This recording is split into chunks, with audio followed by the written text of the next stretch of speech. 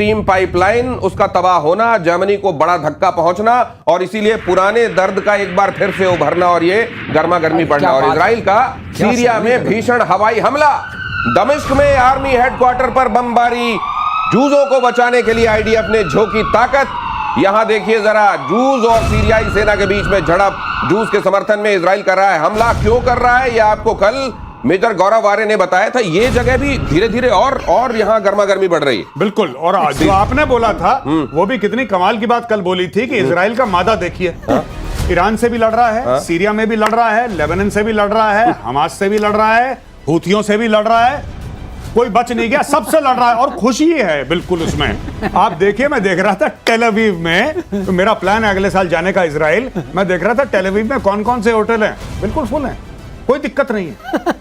Full हैं, उनको कोई दिक्कत नहीं। जैसे कहते ना कि चलो दिवाली के पटाखे देखो कौन चला रहा है, तो सब लोग छत पे खड़े हो जाते हैं, हाँ भैया बहुत, हाँ शर्मा जी के लड़के ने दिवाली के पटाखे, देखो रॉकेट चला। वो बैलिस्टिक मिसाइल देख रहे हैं इजरायली, उनको फर्क नहीं पड़ रहा, वो बचपन से देखते चले आ रहे हैं। सब के सब होटल्स वहां पे बुक हैं, सब फुल है, बड़े मजानी लाइफ एकदम। क्या बात। उधर देखिए हमास पे आज ही इतना बड़ा हमला हुआ है, 100 से ज्यादा मारे हैं उधर इजराइल ने। और इधर रूस के समर्थन में सीरिया में भी इस पंगे से भी निपट रहा है। इधर देखिए क्या चीन ताइवान पर हमले की कोशिश कर रहा है। ये सवाल इसलिए उठ रहे हैं क्योंकि अमेरिका ने पहली बार अपना ultra modern F-15EX eagle 2 fighter Taiwan के पास तैनात किया है। अमेरिका ने F-15EX को ताइवान के पास जापान के ओकिनावा द्वीप के कैडेना एयरबेस पर तैनात किया है। ये लड़ाकू विमान फिलहाल 85वीं टेस्ट और इवैल्यूएशन स्क्वाड्रन के तहत भेजे गए हैं। लोकल यूनिट के साथ इंटीग्रेशन और ट्रेनिंग का काम करेंगे। सर, ये हथियार बेचने के लिए डिस्प्ले है या अचानक थ्रेट परसेप्शन बढ़ गया इसलिए ये तैनात हो गया? पहला वाला ज्यादा अच्छा है बेचने के लिए। बेचने के लिए, तो अब ये क्योंकि ट्रम्प टैरिफ, ट्रम्प ट्रेड, ये उसी माहौल में चल रहा है। अच्छा। लेकिन ये सबसे खतरनाक आज के वक्त में, ये सबसे खतरनाक फाइटर है आज के वक्त का सबसे खतरनाक फाइटर है। सबसे खतरनाक फाइटर है। अच्छा, क्यों सर? ये EX वर्जन है। आपको F-15 वाला सर, EX क्या एक्सपोर्ट के लिए तो नहीं होता? नहीं, एक्सपोर्ट वो चाइना वाला तो नहीं, एक्सटेंडेड वाला है। अच्छा, एक्सटेंडेड। हाँ, इसकी हर रेंज इसकी ज्यादा है, ज्यादा मिसाइल्स कैरी कर सकता है, ज्यादा इसमें फीचर्स हैं स्पीड के, इसके अंदर वो सारे फीचर्स हैं जो एक फाइट, और मैन्युवरेबिलिटी बहुत ज़्यादा है। इसके अंदर ईजर रिडार है, फायर कंट्रोल रिडार बहुत बढ़िया है।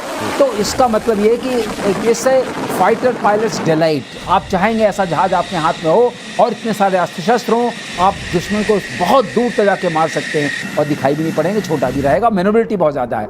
तो अपने आप में ये बहुत सक्षम एयरक्राफ्ट है, लेकिन अभी बिका उतना ज़्यादा नहीं है। ये इसका दाम भी ज़्यादा होगा, एक्चुअली दाम ज़्यादा होगा तो अब ज़रा डिस्प्ले में आएगा मामला। अच्छा। ट्रेड में आएगा, टैरिफ में आएगा, तब चलेगा, आगे बढ़ेगा तो साजो सामान। तो ताइवान के ऊपर चाइना इन दिनों आप देख ही रहे हैं, बहुत मेहरबान है। वो डेडलाइन भी दे रहा है, डेट दे देता है हर बार, इस समय तक चाइना ताइवान पर कब्जा कर लेगा। ये वन चाइना के तहत ये इधर आ जाएगा। यही सही मौका लगा अमेरिका को, उसने कहा ठीक है इधर शो विंडो में हमारा वाला ये फाइटर लगा दीजिए। कुछ नहीं होने वाला वो तो हम जानते हैं, लेकिन इसी बहाने लोगों की निगाह इस पर पड़ेगी। ये बिकेगा। नहीं, देखिए मैं आपको बताता हूं, जहां तक F-15 की बात करी है सर ने, EX की, आप उसी की बात पूछ रहे हैं ना। ये बहुत बेहतरीन फाइटर है, ये बिकेगा क्योंकि वही माहौल जैसे ट्रंप ने यूरोप में बनाया था, अब यही माहौल ट्रंप ताइवान के साथ आ गए। बगल में खड़े हैं, हाथ में लाठी है, दूसरे हाथ में ईंट है, मार देगा। ये लाठी मेरी वाली तुम ले लो, ये सिर्फ मात्र 10 रुपए की, मात्र 10 रुपए बस। ये बहुत अंधेरा है, मेरे पास टॉर्च है, ले लो, बहुत सस्ती दे रहा हूँ। उधर नाटो वाले भी देख रहे हैं ना, नेटो वाले तो 5% बजट बढ़ा, 5% बजट बढ़ा है उधर, वो भी तो एक बाजार तैयार है। और इजराइल के हमले से फिर से हिल गया गाजा। अभी जो हम बात कर रहे थे ना, देखिए उधर सीरिया वाला तो हमने आपको बताया। गाजा में क्या चल रहा है देखिए, हमले में करीब 100 लोगों की मौत की खबर है। गाजा के उत्तर और दक्षिण दोनों तरफ हमला हुआ है, मरने वालों में महिलाएं और बच्चे भी शामिल हैं। बहरहाल, जब अगर नागरिक ठिकानों से आप इजराइल के ऊपर हमले करेंगे, उसके बाद महिलाएं और बच्चे शामिल अगर हैं इस हमले में जो मारे गए हैं, तो फिर इसमें गलती किसकी है? लेकिन मैं देखता हूं एक मीडिया का एक तबका ऐसा भी है जो हमेशा ऑल आइज ऑन गाजा करने में लगे होते हैं। वो क्यों इस तरफ नहीं जाते हैं कि कहां से शुरुआत हुई है, कैसे नागरिक ठिकानों को भी इस्तेमाल किया गया है? नहीं, सिंपल सी बात है, ये बात मैं पहले भी प्रतिशोध में समझा चुका हूं, मैं 10 सेकंड में समझाता हूं। काउंटर बॉम्बार्डमेंट होती है, हमास रॉकेट फायर करेगा अस्पताल की छत से, इजरायली रडार और इजरायली कंप्यूटर रीड करेगा उसके फ्लाइट पाथ को, और इजरायली टेक्नोलॉजी फिर उसी फ्लाइट पाथ का इस्तेमाल करके जहां से अटैक हुआ है उसके ऊपर अपनी मिसाइल मारेगी। ये पहले से हमास का प्लान है, रॉकेट का बटन दबाओ और वहां से भाग लो। आप भाग गए, ये लोग बाहर चले गए, 3-4 मिनट के बाद मिसाइल आके अस्पताल के ऊपर गिरती है, तब ये कहते हैं अस्पताल को मार दिया। बेसिकली बात ये है कि इजराइल को उस वक्त जब इजराइल का कंप्यूटर फायर कर रहा होता है, उसको ये नहीं पता कि ये मिसाइल कहां, उसको ये पता है कि ये पॉइंट है, लेकिन उस पॉइंट में बच्चों का स्कूल है, शॉपिंग मॉल है, अपार्टमेंट कॉम्प्लेक्स है, ये क्या है वहां पे, दैट दे डोंट नो। तो उनका कंप्यूटर रीड करता है और इमीडिएटली फायर बैक करता है। यही काम पाकिस्तान करता है लाइन ऑफ कंट्रोल पे, यही काम हमारे ऊपर बमबारी करेगा गांव के बीचों बीच से। पाकिस्तान अपने गांव के 10 घरों के बीच में वहां पे गन लगाई है और भारत के ऊपर बमबारी करी। भारत ने जब जवाब दिया तो वो आके वहीं पे गिरता है लगभग 10 मीटर के दायरे में जहां से पाकिस्तान की गन है, और फिर कहते हैं कि देखो हमारे सिविलियन मार दिए, ये मार दिया, वो मार दिया। ये पुराना विक्टिम कार्ड है इन लोगों का। ये विक्टिम कार्ड खेलने के लिए लेबनान पर इजराइल का एयर स्ट्राइक। अगली खबर, बेका घाटी में अटैक, 7 सीरियाई रिफ्यूजी समेत 12 की मौत। हिजबुल्लाह के रडवान फोर्स के ट्रेनिंग कैंप पर हमला, हथियारों के गोदामों को भी बनाया गया निशाना। अटैक हिजबुल्लाह और लेबनान के लिए क्लियर मैसेज।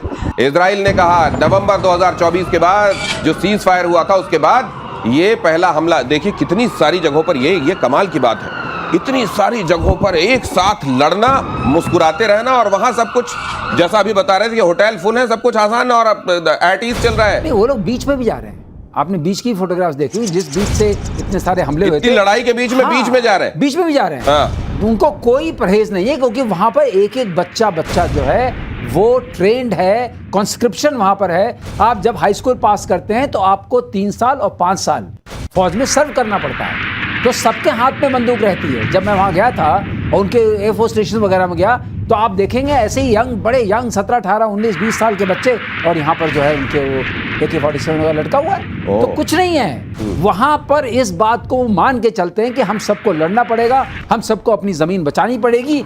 ये ऐसी एक जिसे कौम कहते हैं हम। तो सर अगर आप ये कह रहे हैं हमें सीखना पड़ेगा इनसे, तो इतनी सारी थ्रेट के बीच में अगर इजराइल की तैयारी ऐसी है तो उतनी थ्रेट ना सही, लेकिन थ्रेट तो हमारी भी कम नहीं है जी। हमारे नागरिकों की ट्रेनिंग के हिसाब से हम कितने तैयार मिलनी चाहिए, हमें भी ये ट्रेनिंग मिलनी चाहिए। और मैं आपको एक बात आपके चैनल के माध्यम से कह दूं, ये जो आया था ना बीच में हमारे यहाँ जो चल रहा है, इसके विवाद भी चल रहा है कि मिलिट्री ट्रेनिंग होनी चाहिए वगैरह, ये जो अग्निवीर जो है, जो 25% जाएंगे, 75% जो बाहर जाएंगे, वो भी तो इसी तरह ट्रेंड होंगे। मेजर गौरव आर्य जी बिल्कुल ठीक कह रहे हैं सर कि ये ट्रेनिंग एक लेवल पे बहुत जरूरी है, क्योंकि आप देखिए इजराइल को एक फायदा है, इजराइल का कोई भी नेबर न्यूक्लियर आर्म्ड नहीं है, कोई भी, और इजराइल सबसे तगड़ा खिलाड़ी है पूरे रीजन में। हमारे साथ ये बात नहीं है। हमारे एक पाकिस्तान है, न्यूक्लियर वेपन स्टेट है, दूसरा चाइना है, न्यूक्लियर वेपन स्टेट है, और दोनों के साथ हमारी लड़ाइयां हो चुकी हैं। तो आप देख लीजिए भारत का खतरा एक्चुअली इजराइल से कहीं ज्यादा है, इसीलिए भारत को और ज्यादा तैयार रहने की जरूरत है। यह तो न्यूक्लियर वाली बात है, और ईरान में एक ही दिन 7 शहरों में धमाके, तेहरान, कोम, मशहद, करज, सेमनान, तबरेज, परचिन में ब्लास्ट, सभी धमाके एटमी साइट्स पर, सैन्य ठिकानों के पास। धमाकों के पैटर्न से मोसाद वाला हमला होने का पता चलता है। इजराइल की खुफिया एजेंसी है मोसाद, तो मतलब उधर तो वो काम भी चल रहा है, इधर ये काम भी चल रहा है, दोनों काम चल रहे हैं, पूरा जुगलबंदी चल रही है।